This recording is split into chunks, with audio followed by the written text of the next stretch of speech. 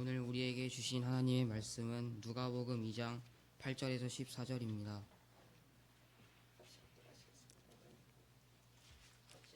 찾으셨으면 함께 봉독하시겠습니다. 시작.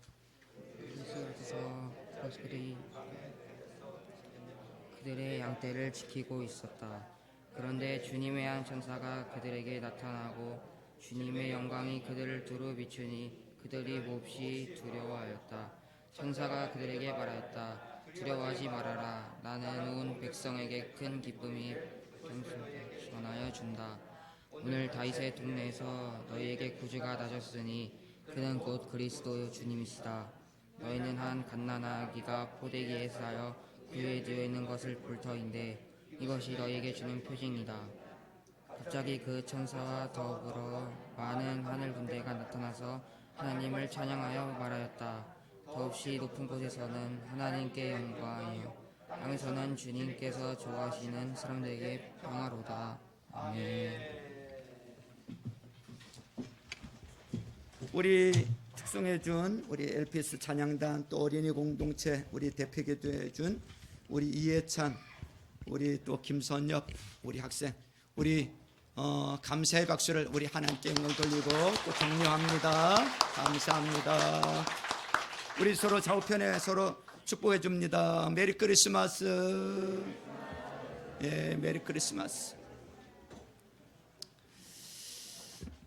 저는 이번 성탄절을 앞두고 본문 오늘 14절 말씀입니다. 14절에 보세요. 더없이 높은 곳에서는 하나님께 영광이요 땅에서는 주님께서 좋아하시는 사람들에게 무엇이로다? 평화로다. 이 말씀을 가지고 여러 차례 읽고 묵상을 했습니다. 왜냐하니까 오늘 우리 시대야말로 이 땅에 임한 하나님의 평화, 이것이 너무나 절실하기 때문에 그렇습니다. 제가 그렇게 본문 말씀을 여러 차례 읽고 묵상하다가 문득 떠올린 게 자동차의 시동이었습니다. 우리가 자동차 시동을 걸면은 이제 의지적으로 끄기 전에는 엔진이 멈추지를 않아요. 그런데 이상하게도 분명히 시동이 걸려 있고 엔진은 돌아가지만 차는 때에 따라서 가기도 하고 멈추기도 합니다. 왜 그렇습니까? 아무리 엔진이 작동이 되고 있어도 기아가 중립에 놓으면 그 엔진과 기아가 분리되어 있기 때문에 나가지 않습니다. 이런 맥락에서 14절을 보니까 이 14절은 전반부와 후반부로 말씀이 나누어져 있는데 전반부 말씀이 이렇죠. 한번 보세요. 더없이 높은 곳에서는 하나님께 영광이요. 이 대선포는 이건 항상 작동되는 엔진과 같은 거예요. 하나님은 항상 영광의 상태입니다. 우리가 영광을 돌려드린다 해서 없던 영광을 받으시는 것도 아니고 우리가 하나님께 영광을 돌리지 않는다고 해서 영광을 못 받으시는 분도 아니에요. 하나님은 항상 영광의 상태에 계십니다. 그런데 왜 우리는 후반부의 말씀 땅에서는 주님께서 좋아하시는 사람들에게 무엇이로다? 평화로다. 이것은 구현이 됐다가 안 됐다. 왜 그러냐는 거예요. 그게 말씀드렸던 엔진의 원리입니다. 우리의 영이 기아가 중립에 놓여 있어가지고 우리 하나님의 영광의 상태가 경험되지 못할 때는 아무리 하늘에서 영광이 넘쳐나도 땅에서는 평화가 구현될 수가 없는 사실이에요. 오늘 본문에도 보여주십니다.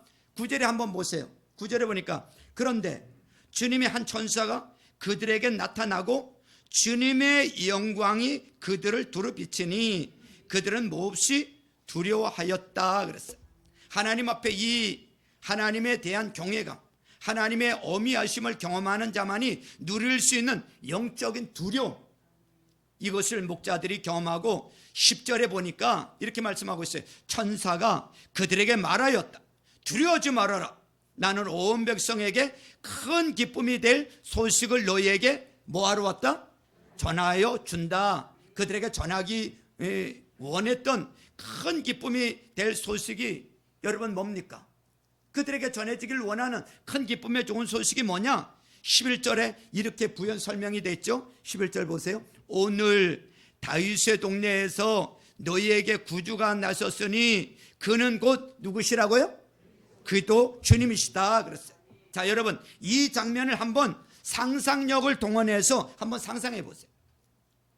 여러분, 그 중동 지방은요, 낮에는 너무나 햇살이 뜨거워 가지고요, 막 이 38도 막 40도 이렇게 올라가요.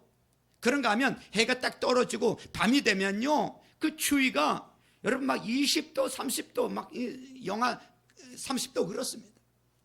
어마어마하게 추워요. 그 밤에, 추운 밤에 사람도 다니지 않고 다 자고 있는데 얼마나 처량합니까? 양떼들을 돌보느라고 밤을 새워서 일하는 사람들이에요. 그 당시 목자들은요, 가난했고 또 사회적 신분이 낮은 사람들로 취급받아가지고 천대받던 사람들이었어요. 그야말로 열악하고 천박한 환경 속에서 꿈도 없이 희망도 없이 살아가기 쉬운 존재들이 바로 목자들인데, 바로 그날 밤 놀라운 사건을 경험한 겁니다. 하나님의 영광을 경험하게 돼. 그들이 경험한 이 하나님의 영광을 통해서 들려준 복음의 메시지는 단번에 그들의 삶을 활력이 넘치는 그런 삶으로 바꾸어 줬다는 것입니다. 여러분, 밤새워 일해 보신 적 있으십니까? 우리 교회 주야간 막교대 근무하시는 분들이 계시는데 저도 경험이 좀 있습니다. 저녁 9시에 출근을 해서 9시서부터 밤 9시서부터 그 다음날 아침 9시까지 12시간, 한 주간은 그렇게, 또 한 주간은 낮 9시서부터 아침 9시서부터 밤 9시까지 이 알루미늄 샷이 출력하는 회사에서 밤을 꼬박 세워서 그렇게 일을 해본 적이 있습니다. 여러분, 낮에 가는 시간의 속도하고 밤의 시간에 가는 이 속도하고 달라요. 시간이 안 가요. 왜 그렇게 시간이 안 가는 줄 모릅니다. 제가 20살에 가정환경 때문에 대학 못 가고 그러고 있다고 생각하니까 그 당시에 너무 서글퍼지더라고요. 누구는 부자 부모 만나가지고 마음껏 자고 공부만 하는데 나는 이거 무슨 고생이야? 그 당시에는 서글펐어요. 응? 목자들의 심정이 그랬을 겁니다, 아마. 제가 보기에. 그런데 제가 그런 어려운 상황 속에서도 그것을 딛고 일어설 수 있었던 원동력이 있다면 그 밤에 저에게 임한, 또 그 밤에 목자들에게 임한 하나님의 영광, 그 영광을 받아 누렸기 때문에 그것들을 딛고 일어설 수 있는 원동력이 된 줄로 믿습니다. 그래서 저는 오늘 이 부분을 살펴보려고 하는데, 자, 오늘 우리가 먼저 살펴야 하는 것은 9절에 나오는 주님의 영광이에요. 주님의 영광. 오늘 밤에 목자들이 경험했던 주님의 영광이 뭐냐 이거예요. 주님의 영광. 여기에 나오는 주님의 영광이라는 단어는 하나님의 임재를 상징하는 단어입니다. 그리고 히브리어로 영광이라는 단어를 보니까 카보드라는 단어예요. 이 단어가 사람과 함께 사용이 되면은 이런 뜻으로 쓰여요. 그 사람의 부 또는 그 사람의 업적 혹은 그 사람의 평판, 이런 뜻으로 카보드라는 단어가 쓰여지고요. 그런가 하면 이 단어가 하나님과 함께 사용이 되면은 이런 뜻으로 쓰여져요. 하나님의 존재, 하나님의 성품 혹은 사람에게 나타나 보이시는 사건, 이런 뜻으로 카보드라는 단어가 사용이 됩니다. 예를 들면은 구약의 이사야가 경험했던 하나님의 영광, 이것을 묘사하는 이사야 6장에 보면 나오는데, 이사야 6장을 보면 6장 3절에 보면, 그리고 그들은 큰 소리로 노래를 부르며 하답하였다. 거룩하시다, 거룩하시다, 거룩하시다. 만군의 주님, 온 땅에 그의 영광이 가득하다. 여기 나오는 영광이 바로 카보드예요. 그러니까 이사야는 사람에게 나타내 보이시는 하나님의 임재의 영광을 그가 경험하게 되었다는 것입니다. 예를 들어보면 저하고 인격적인 교제를 나누고 본인이 경험하는 김상원 목사, 저 목사는 이런 사람이구나. 저 목사님은 이런 걸 좋아하는구나. 저 목사님은 이런 걸 싫어하는구나. 여러분, 누군가를 통해, 여러분, 이런 경험을 통해서 아는 김상호 목사하고 누군가를 통해서 삼자를 통해서 듣는 김상호 목사는 완전히 다를 수 있다는 걸 아셔야 돼요. 경험하지 않고 다른 사람을 통해서 듣는 그 사람에 대한 평가 또 분석이라는 것은 완전히 다를 수 있어요. 그러면서 제가 생각해 본 것이 하나님도 마찬가지일 것이라는 것입니다. 여러분이 경험하는 하나님이 아니라 누군가 목사님이 전해주는 그 하나님은 여러분 다를 수 있어요. 우리 목사님이 그러는데 하나님이 이런 분이래. 누군가 전해주는 그 하나님이 실제로 하나님이 당신을 드러내 보이시기를 원하시는 그 하나님과 다를 수 있다는 걸 아셔야 돼요. 그렇기 때문에 우리 모두가 신앙생활을 하면서 누군가가 전해주는 그 하나님이 아니라 내가 직접 경험하고 만나고 체험하고 대면하는 하나님이 필요하다는 거예요. 할렐루야. 그게 바로 카보드예요. 카보드. 누가 전해주는 하나님에 대해서 누구 집사님이 그러는데 우리 어머니가 그러는데 하나님은 이런 분이래 이렇게 아는 거하고 내가 그분을 대면해서 그분을 만나고 경험하고 그분을 체험하는 거하고는요 딴판일 수 있어요. 저는 사랑의 동산교회에서 신앙생활을 하는 모든 성도님들이 성탄절 목자들이 경험했던 그 영광, 또 선지자 이사야가 자기의 삶 속에서 경험했던 그 영광, 카보드의 은혜가 여러분들에게 임하게 되기를 주님의 이름으로 축원합니다. 축복합니다. 이렇게 삶 속에서 하나님의 영광을 경험하게 되면 두드러지는 놀라운 변화가요 두 가지가 있어요. 이런 영광의 하나님을 만나면 두드러지게 된 변화되는 이 변화가 두 가지가 있는데, 첫 번째 이 변화는요 삶의 활력 또 삶의 기쁨을 경험하게 된다는 사실입니다. 여러분 오늘 20절에 보니까요 목자들은 자기들이 듣고 본 모든 일이 자기들에게 일러주신 그대로임을 알고 돌아가면서 하나님께 영광을 돌리며, 그 다음에 뭐라고 합니까? 그를 뭐 했다고요? 찬미하였다 그랬어요. 자, 삶의 활력이 생겼어요. 자, 따분하게 짝이 없어요. 그 추운 밤에 양들을 지키느라고 따분하게 짝이 없는 그들이 하나님의 영광 카보드를 딱 체험하고 나니까요 모두가 돌아가면서 하나님께 영광을 돌리고 서로 찬미했다 그랬어요. 삶의 활력이 생기는 거예요. 노래가 막 나오는 거예요. 기쁨이 나오는 거예요. 여러분 그 밤에 권태스럽던 그 목자들의 심정은 다 사라지고 마음의 감사와 감격이 선포가 됐다는 것입니다. 이것은 이사야도 마찬가지예요. 이사야 6장 5절에 보니까 이 하나님의 이 영광을 보고 났을 때 이 이사야가 뭐라고 했는가 하면, 나는 부르짖었다. 재앙이 나에게 닥치겠구나. 이제 나는 죽게 되었구나. 나는 입술이 부정한 사람인데 입술이 부정한 백성 가운데 살고 있으면서 왕이신 만군의 주님을 만나 뵙다니. 여기에서 나는 부르짖을 때가 언제입니까? 이사야가 하나님의 영광 카보드를 경험하는 그 순간에 자기의 약점을 발견하고 자기의 죄성을 발견하고 내가 문제였구나. 이것을 선포할 뿐만 아니라 회개할 때에 바로 그 다음 구절을 보면은 그의 연약한 것이 치유가 되고 조정되고 회복되는 역사가 일어나게 되더라는 것입니다. 그러고는 이사야의 삶 속에서 놀라운 선포가 이루어지는데, 이사야 6장 9절에 보면요, 그때에 나는 주님께서 말씀하시는 음성을 들었다. 내가 누구를 보낼까? 누가 우리를 대신하여 갈 것인가? 내가 아뢰었다. 제가 여기 있습니다. 저를 보내어 주십시오. 이 적극적인 태도. 여러분 하나님의 영광 카보드를 경험하면 동일하게 나타나는 현상이 뭔가 하면요, 나의 죄성을 보고 회개하게 된다는 것입니다. 하나님의 영광을 보면요 회개하게 돼 있어요. 그리고 하나님의 영광을 보면 또 하나가 나타나는 현상이 있는데 그게 뭐냐면 사명을 발견하게 됩니다. 하나님의 영광을 보지 못하니까 회개가 없고요, 사명을 저버리게 되는 거예요.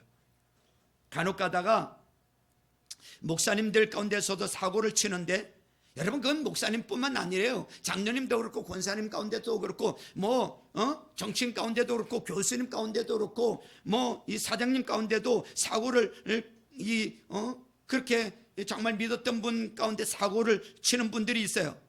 왜? 문제를 뻥뻥 치는 줄 아십니까? 권태감 때문에 그렇습니다. 권태감.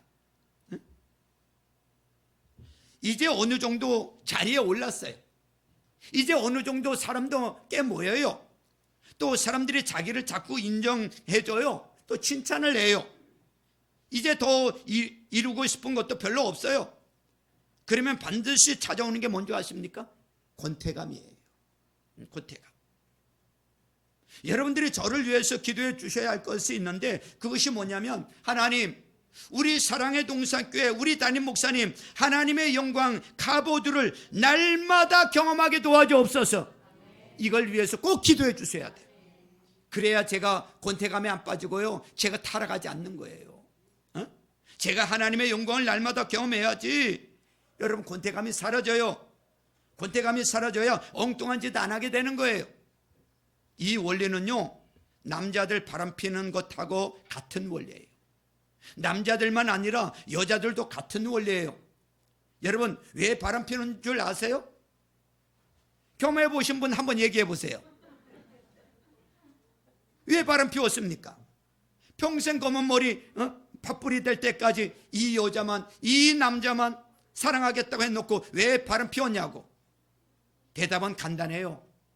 권태감에 빠졌기 때문에 그렇습니다.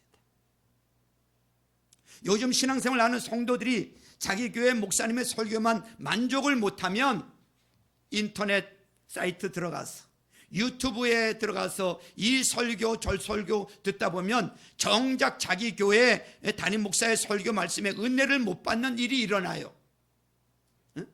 이것은 집밥보다, 자기 부인이 해주는 밥보다 외식의 입맛을 버린 거예요. 그것도 자극적인 거예요. 그래서 여러분, 우리가 가정의 외도를 피하는 것, 우리 삶의 궤도를 이탈하는 것, 또 목사가 엉뚱한 짓에서 만인들 앞에서 수치가 되는 것을 피하는 것, 이 모든 비결은 딱 하나예요. 하나.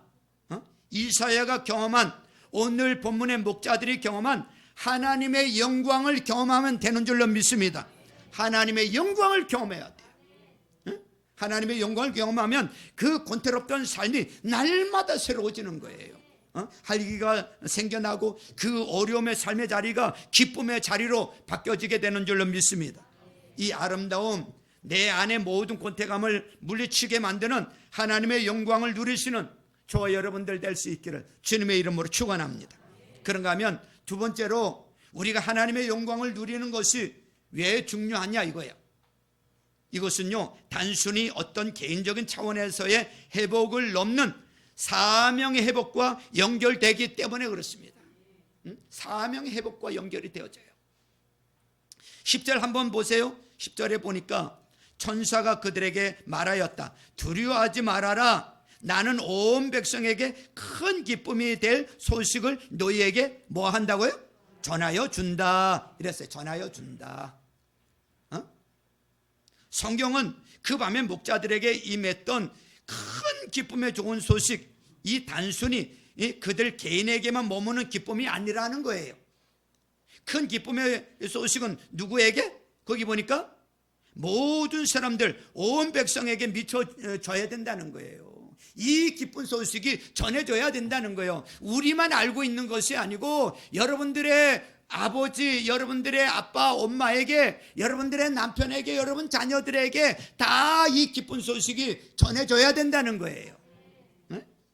그렇기 때문에 우리가 하나님의 카보드의 영광, 하나님의 이 영광을 경험하면 바로 그 즉시 사명이 생겨지게 돼요. 누구든지. 무슨 사명? 이 사실을 누군가에 전하게 되는 사명이 주어지는 거예요. 제가 20대 힘들고 아픈 과정을 겪고 신학교에 들어가게 된 것은 하나님의 영광이 내 내면에 스며들게 되었을 때 얼마나 그것이 나를 벅차게 만들고 가슴 뛰게 만들고 그 어려운 여건을 뛰어넘게 만드는 능력인가를 내가 경험했기 때문에 그거 전하려고 목사가 된 거예요. 여러분, 저를 믿으세요? 제가 만난 그 하나님, 여러분도 만나기를 원하세요? 마음만 여시면 되잖아요. 마음만. 내가 무슨 특권을 가지고 있는 사람이 아니에요. 누군가에게 문 밖에서 두드리시는 주님의 그 애절한 두드림의 소리가 들려지기를 원하고, 그 하나님의 애절함이 들려졌을 때 여러분이 할 수 있는 일은 하나밖에 없잖아요. 뭐 하면 돼요? 마음의 문 열면 되잖아요. 모셔드리면 되잖아요. 영접하면 되잖아요. 그 이름을 믿기만 하면 되잖아요. 이 하나님의 영광을 여러분에게 전하려고 제가 이곳에 와서 이렇게 하고 있는 거예요. 그 기쁜 소식 전하려고 매주마다 또 예배 시간마다 전하고 있는 거예요. 앞에서 말씀드린 이사야도 마찬가지예요.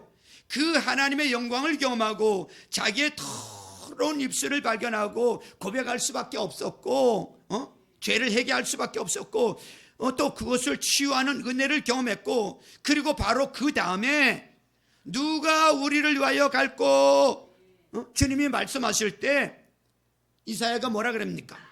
제가 여기 있습니다. 저를 보내어 주십시오. 이런 사명으로 연결이 되더라는 것입니다. 그래서 이사야 60장 1절에 여러분 꼭 명심해야 할 메시지가 하나 있는데요. 뭐라고 말씀하고 계시는가 하면, 예루살렘아 일어나서 빛을 비추어라. 구원의 빛이 너희에게 비추었으며 주님의 영광이 아침에처럼 그 너희의 위에 또 올랐다. 여기 나오는, 여기 일어나서 빛을 비추어라, 이게 언제 가능한 이야기입니까? 바로 그 다음에 구원의 빛이 너희에게 비추었으며 주님의 영광이 아침에처럼 너희의 위에 또 올랐다. 하나님의 영광이 내게 임하게 될 때 나는 일어나 빛을 발하는 존재가 되고 그렇게 해야 된다는 것입니다. 저는 최근에 이 모세의 리더십에 대해서 좀 관심을 가지고 또 자료도 뒤져보고 또 묵상도 하고 그렇게 해보았는데, 왜 그러냐면 여러분, 오늘 우리 시대는 정말로 이 나라는 모세와 같은 이런 지도자가 필요한 시대인 것 같아요. 이 나라가 그냥 5년에 한 번씩 다람쥐 쳇바퀴 돌듯 악순환이 뭡니까? 처음에는 엄청나게 기대를 했다가 4년 차가 지나면 대통령에 대해서 실망하는, 이것이 계속되는 슬픈 역사가 아닙니까? 그래서 제가 오늘 이 시대에 이 악순환의 고리를 끊을 모세와 같은 지도자가 필요하다는 생각을 해본 거예요. 그런 지도자가 나오도록 우린 기도해야 돼요. 교회도 마찬가지라고 생각됩니다. 제가 보면요, 한국 교회가 타락했다, 뭐했다 하지만 내 양심을 걸고 말씀드리면 한국 교회가 타락한 게 아니고 한국 교회 지도자들이 타락한 거예요. 성도들은요, 아직도 눈물겹게 살아있는 분이 너무너무 많으세요. 사실은 사랑의 동산교회도 내가 그냥 이 역할을 맡았으니까 이 앞에서 설교하고 있지, 저만 잘하면 되더라고요. 저만 잘하면 돼. 교회가 타락했다, 부패했다 하지만 제가 보기에는 아직도 성도들 가운데 활활 타오르는 사람들이 많아요. 얼마나 영적으로 순결한 자녀들이 많은지 몰라요. 목사들만 정신 차리면 돼. 목사들만이 아니고 저만 정신 차리면 되더라고요. 저만 정신 차리면 사랑의 동산교회 아무 문제가 생기지 않아요. 제가요, 올 한해 가정교회를 이렇게 전화를 하면서 정말 하나님이 기뻐하시는 신약교회 만들어보자 몸부림치면서 어떨 때는 이것이 잘 안 이루어지는 것 같아서 우울증도 오고, 또 지금은 이제 그래도 많이 해소가 되어지고, 그래도 여러분들이 잘 도와주셔서 이제 목장 모임도 이제 시작이 되어지고 하니까 얼마나 좋은지 몰라. 근데 이 과정에서 제가 깨달은 게 하나가 있어요. 아, 나만 잘하면 된다. 이 목사만, 이 김 목사만 제대로 하면 된다. 이 김 목사만 이 김 목사만 진짜면, 이 김 목사가 진짜가 되면 우리 교회는 진짜가 된다. 우리 성도가 진짜가 된다. 나 한 사람 진짜가 되면 되더라고요. 내가 진짜가 되면 우리 교회 진짜가 되고 우리 성도들 진짜가 되고, 문제는 저한테 있더라고요. 제가 주님 앞에 그런 마음으로 무릎 꿇고 주님 앞에 엎드려서 기도 시간을 누리고, 내가 그분을 정말 사랑하는 마음으로 진짜가 돼서 그분 만나면 문제가 될 게 없어. 그러다 보니까 모세의 리더십에 자꾸 관심이 가는 거예요. 제가 가만히 모세를 묵상해 보니까 그가 죽을 때까지 흔들림 없는 위대한 지도자가 될 수 있었던 것은요, 변질되지 않을 수 있었던 것은요, 두 가지 이유 때문이더라고요. 첫 번째는요, 그는 하나님의 영광을 보았어요. 그리고 그가 경험한 하나님의 영광을 통해 지금 애굽의 압제로 신음하는 자기 동족에 대한 그런 민족 해방이라고 하는 비전을 영광을 통해서 얻게 되었기 때문에 그렇습니다.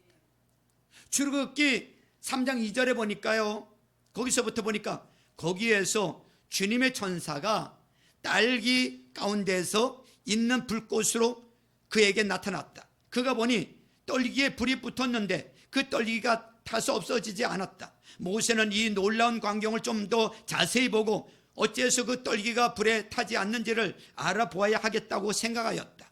모세가 그것을 보려고 오는 것을 보시고, 이것이 하나님의 영광이에요.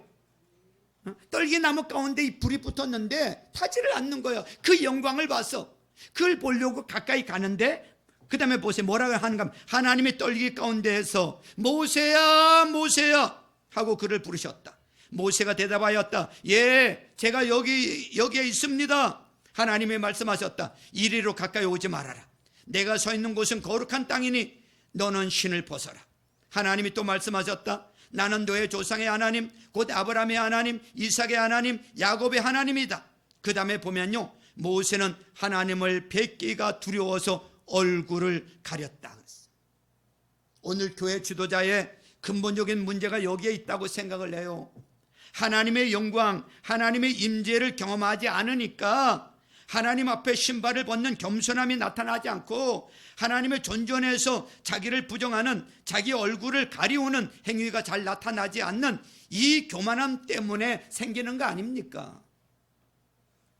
여러분들이 저를 위해서 기도할 때, 하나님, 우리 김상원 목사가 우리 담임 목사님이 날마다 하나님의 영광을 목도하게 도와주시옵소서. 이걸 꼭 기도해 주셔야 돼요. 이 교만은, 또 겸손은 인격의 문제가 아니에요. 교양의 문제도 아니고 영적인 문제예요. 영적인 문제.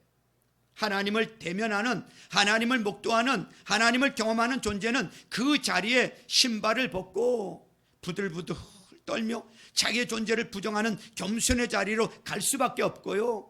하나님의 영광을 목도하지 않고 간접적으로 전해 듣는 이야기, 여러분, 아무리 어떤 분이 훌륭하다고 해도 제3자를 통해서 그분의 이야기를 들으면서 무릎 꿇고 그 말씀을 듣는 사람은 없어요. 대면할 때, 그분을 대면할 때 그 권위 앞에 무릎을 꿇게 돼 있는 거예요. 사랑의 동산교회가, 또 김상원 목사가, 여러분 모두가 다 다가오는 우리 2023년도에 하나님의 영광을 목도하게 하여 주옵소서. 우리의 기도 제목이 되어야 될 줄로 믿습니다. 우리가 다음 한 주간, 우리가 월요일부터 목요일까지 4일이지만 정말 이 밤기도회를 통해서 하나님의 이 영광을 다 목도하는 그런 은혜가 있기를 주님의 이름으로 축원합니다. 여러분들 자녀들 데리고 오세요. 우리 학생들도 오세요. 수련회처럼 그렇게 생각하고 밤에만 하잖아요. 여러분, 이 밤기도회를 통해서 여러분들 하나님의 영광을 다시금 맛보고 경험하고 체험하여서 회개할 거 회개하고 사명 회복하는 저와 여러분들 될 수 있기를 주님의 이름으로 축원합니다. 그런가 하면 두 번째로, 모세가 끝까지 변질되지 않을 수 있었던 것은 그는 하나님의 영광으로 이미 얻게 된 그 꿈, 그 비전을 펼치는 데 있어서 대가 지보를 두려워하지 않았다는 거예요. 대가 지보를 두려워하지 않았어. 사도행전 7장 22절에 보면 모세를 이렇게 묘사하고 있더라고요. 모세는 이집트 사람의 모든 지혜를 배워서 그 하는 말과 하는 일에 능력이 있었습니다. 모세가 40살이 되었을 때에 그의 마음에 자기 동족인 이스라엘 사람의 사정을 살펴볼 생각이 났습니다. 그랬어요. 여기에 나오는 생각이 났습니다. 생각이 났다. 참으로 중요한 의미를 가지고 있는데요. 여기에 나오는 생각이라는 단어는 원어로 보니까 심장이라는 기본적인 의미를 가지고 있어요. 심장. 그런가 하면 생각이 났다에 이 났다라는 표현은 격동시키다 혹은 이식하다 이런 뜻을 가지고 있어요. 그러니까 무슨 의미인가 하면 하나님이 모세의 심장을 뛰게 하셨다는 거예요. 하나님이 모세의 심장을 격동시켰다는 거예요. 뭘 의미합니까? 모세가 그토록 자기 동족을 위하여 대가 지불을 하는 것을 가지고 한평생 희생하고 헌신하는 삶을 살 수밖에 없었던 것은 자기 심장을 뛰게 만든 건 자기 백성이 아니라는 거예요. 하나님이시라는 거예요. 하나님이 그 심장을 뛰게 하시기 때문에 그만둘 수가 없었던 거예요. 평생 그만둘 수가 없었어. 제가 목회를 하면서 정말로 힘들게 사람을 상대하는 것이라고 생각합니다. 목회를 하면서 힘든 게 보니까 사람을 상대하는 거예요. 여러분, 컴퓨터 상대하시는 분들은 감사하셔야 돼요. 컴퓨터가 불평하는 거 봤어요? 원망하는 거 봤어요? 세상의 사람들은 특징이 불평이야. 여러분들은 목회한다는 것이 여러분들을 목회한다는 것이 까다로워요. 여러분 얼마나 까다로운 줄 아세요? 여러분들 여기서는 안 그런 척하고 있지만 나가서는 설교를 줬다고 하고 있다고. 아마 그런 사람 있을 수도 있어. 교회가 왜 이러냐고 그런 사람 있을 수도 있어. 목사가 인사를 안 받아줬다고 그런 사람 있을 수도 있어. 다 알아요. 그런 줄. 마음에 안 들면 여러분들이 목회해 보시면 알아. 목자가 됐으면 알아. 불평하고 다니면 여러분들 자녀들 아마 목회시킬지 몰라요. 아마. 그러면 그 교회에 꼭 여러분 같은 사람들이 꼭 있을 거예요. 목회를 하다 보면 어느 목사님이나 또 이 대형교회 목사님도 그러시던데 목회를 내려놓고 싶은 충동이 사실 수도 없이 불끈불끈 일어나는데 왜 못 그만두는 줄 아십니까? 왜 못 그만두는 줄 아십니까? 여러분, 내 심장을 뛰게 하는 건 여러분이 아니고요. 하나님이세요. 여러분은 내 심장을 시키는 사람이지 뛰게 하는 사람은 아니에요. 그럼에도 불구하고 오늘도 힘을 얻는 것은 내가 하나님으로부터 심장을 뛰게 하는 것을 경험하기 때문에 그런 줄로 믿습니다. 여러분, 제가 여러분들을 위로하고 격려한다고 여러분들의 심장에 뛰는 것이 아니라 여러분들의 심장을 뛰게 만드시는 분은 하나님이신 줄로 믿습니다. 하나님의 영광을 보고요, 하나님의 영광을 체험하고 그분이 내 가슴을 뛰게 하면요, 앉아있을 수가 없어요. 가만히 있을 수가 없어요. 그런 은혜가 있기를 주님의 이름으로 축원합니다. 우리 사랑의 동산교회 목자 목녀님들, 교육자들, 우리 교육 목자들이 모세처럼 하나님의 은혜 아래 영광을 보는 자들, 그래서 하나님이 그 사람의 심장을 뛰게 만드는 은혜를 누리게 될 수 있기를 주님의 이름으로 축원합니다. 여러분, 여기서 한 가지요, 출애굽기 33장 18절에 보니까 너무나 중요한 메시지가 하나 담겨져 있더라고요. 그때에 모세가 저에게 주님의 영광을 보여주십시오 하고 간청하였다 그랬어요. 여러분, 모세는 이미 하나님의 뭘 봤어요?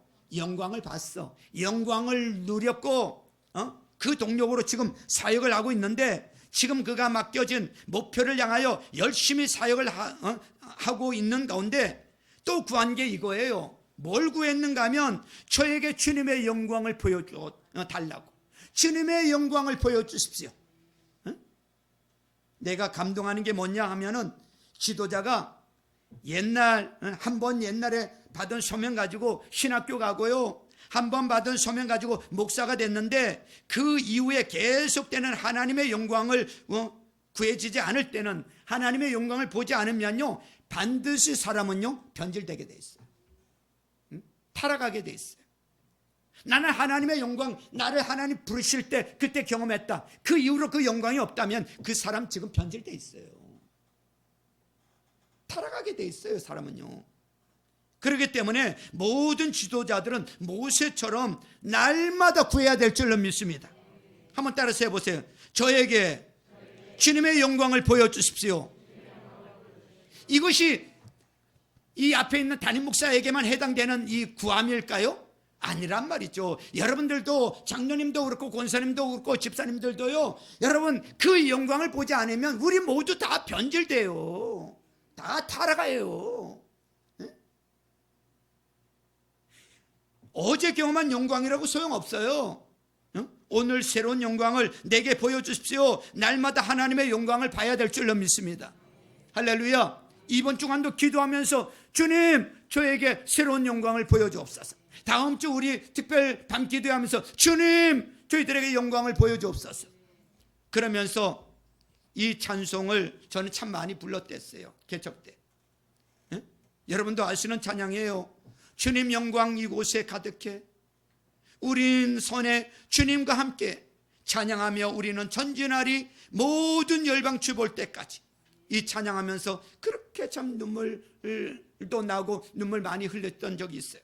내 눈 주의 영광을 보내. 주의 영광 이곳에 가득해. 아예 써붙여놨지요. 주의 영광 이곳에 가득해. 지난 세월 동안 주의 영광을 보기 위해서 매일 기도하고 매달리고 사모하면서 달려왔어요. 여러분들 가운데 힘든 일 만나고 어려운 일 만나고 일은 잘 안 풀리고 사람들에게 인정받기는 어렵고 그럴 때마다 여러분 심장을 뛰게 하시는 분은 하나님이심을 기억하고 하나님의 영광을 구하는 저와 여러분들 될 수 있기를 주님의 이름으로 축원합니다. 결론입니다. 저는 이번 성탄절날 하나님 앞에서 이 영광을 구하여서 여러분 14절 말씀, 더 없이 높은 곳에서는 하나님께 영광이요 땅에서는 주님께서 좋아하시는 사람들에게 평화로다. 이 놀라운 두 가지 명제가 우리 삶 속에서 그대로 구현되는 아름다운 복된 인생들 다 되시기를 주님의 이름으로 축원합니다. 축복합니다. 우리 이 시간에 내 눈 주의 영광을 보내 우리 찬양 우리 한번 부르고요, 오늘 주신 말씀을 가지고 결단하며 기도하는 시간을 갖도록 하겠습니다.